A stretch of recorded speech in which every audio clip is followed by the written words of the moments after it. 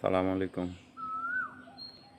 গতকালকে ফেসবুকে একটা বিজ্ঞাপন দেখলাম যে এক অসুস্থ মা বলতেছে বর্তমান সময় যে গোল্ডেন জিপিএ 5 বা জিপিএ 5 পাওয়া ছেলে মেয়েদের বিন্দুমাত্র দাম নেই, তাদের সেই শিক্ষার বিন্দুমাত্র দাম নেই।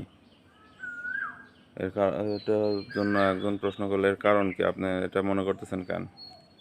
তখন সে বলল যে আমি অসুস্থ মানুষ, তারা দেখলো যে আমি একটা বাচ্চা নিয়ে আসতেছি, একটা ব্যাগ আমার হাত থেকে পড়ে গেছে, কিন্তু সেই জিপিএ 5 পাওয়া গোল্ডেন A+ পাওয়া ছেলে মেয়েদের কেউই আমার সেই ব্যাগটা তুলে দিল না।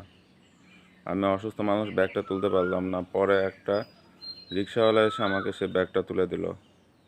তাহলে আপনারাই বলেন যে সেই জিপিএ 5 পাওয়া গোল্ডেন A+ পাওয়া ছেলে মেয়েদের শিক্ষার কী দাম, যদি তাদের মধ্যে পরোপকার, মানুষকে সাহায্য করার মানসিকতা না থাকে। আর এটাই বাস্তব, আমাদের সমাজে এখন বর্তমানে এটাই ঘটতেছে।